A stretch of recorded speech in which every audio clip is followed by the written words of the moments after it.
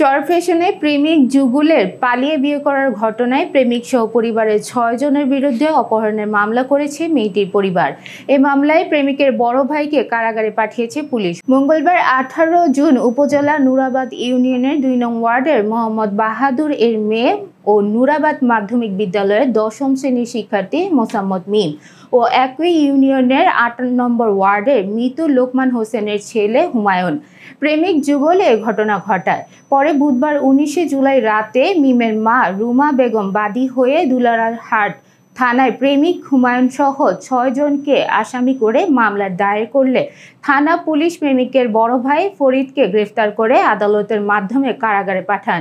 জানা যায়, স্কুল পড়ুয়া মিমের সাথে স্কুলে যাতায়াতের সময় পরিচয় হয় এই একই এলাকার হুমায়ুনের সাথে। এরই মধ্যে তাদের সাথে গড়ে ওঠে প্রেমের সম্পর্ক।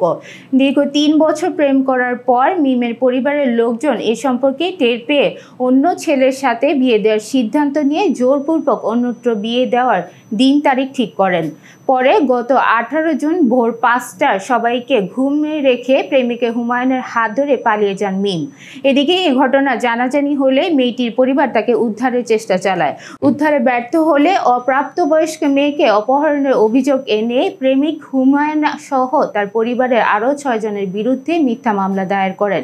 এদিকে ৩ বছরের প্রেমের টানে তারা স্বেচ্ছায় পালিয়ে গিয়ে বিয়ে করে কিছুদিন ঘর সংসারও করেছেন।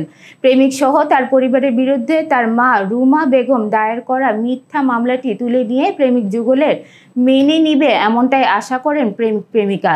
দুলারারহাট থানার ভারপ্রাপ্ত কর্মকর্তা ওসি মাকসুদুর রহমান মুরাদ জানান, বাদীর অভিযোগের প্রেক্ষিতে মামলাটি রেকর্ড করা হয়েছে। পরবর্তীতে অধিকতর তদন্ত করে বিজ্ঞ আদালতে প্রতিবেদন পাঠানো হবে।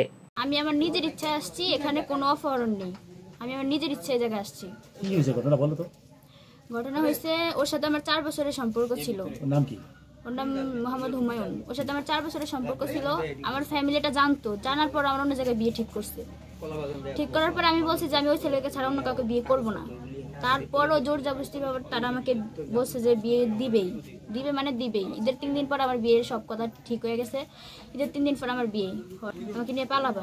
পরে সে বলছে, সে প্রথমে না বলছিল, পরে আমি বোঝানোর পরে সে বলছে ঠিক আছে আমি তোমাকে নিয়ে পালাবো। পরে আমরা পালানোর পরে মামলা দিছে তার ভাইদের নামে। তারা কি আমাকে অপহরণ করতে পারে? এই মামলাটা সম্পূর্ণ মিথ্যা মামলা। আমি আমার নিজের ইচ্ছায় যেখানে আসছি, এখানে কোনো অপহরণের তো কোনো কথাই ওঠে না। আসার পর আমার বাবা মার সাথে কথা বলছি যে দেখো যাওয়ার হয়েছে, আমি আমার নিজের ইচ্ছায় আসছি, আমার এনে কোনো জোর করে আনা নাই, তোমরা ব্যাপারটা সহজে নাও। তারা বলতেছে না, তুই যদি ফার্স্ট গার মা হস তাও তোর ওই সংসারে ভাত খাইতে আমরা দিব না, এটা তারা বলছে। তাদের মানে একটা ক্ষোভ যে আমাকে এই সংসারে ভাত খাইতে দিবে না, ওই জন্য তারা এসব করছে। পরিবার যখন মেনে নিচ্ছে না, একটা সময় যদি আইন তোমাকে বাধ্য করে যে না তুমি এর সংসার করতে পারবে না। প্রথম সমস্যা হলো তোমার পরিপূর্ণ বয়স এখনো হয় নাই, আমরা যেমনটা জানতে পারলাম। আমার ফ্যামিলি অন্য জায়গায় বিয়ে ঠিক করছে, সেখানে কি আমার বয়স হয়েছে? সে জায়গায় তো আমার বয়স নেই। যে 3 দিন পর আমার বিয়ের কথা ছিল, আমার বিয়ে 2 দিন পর কি আমার বয়স 20 বছর হয়ে যেত? সেটা তো হইতো না। সেটা কি কখনো সম্ভব? পালিয়ে গেছি, ওর শর্তের মতো পালিয়ে গেছি। ও আমাকে বাধ্য করছে, বুঝাইছে, ওর শর্তের মতো আমি পরে বাধ্য হয়েছি। এখন এই যে পালিয়ে বিয়ে করে এখন কি বিড়ম্বনায় পড়েছেন? হয়রানি। কিরকম?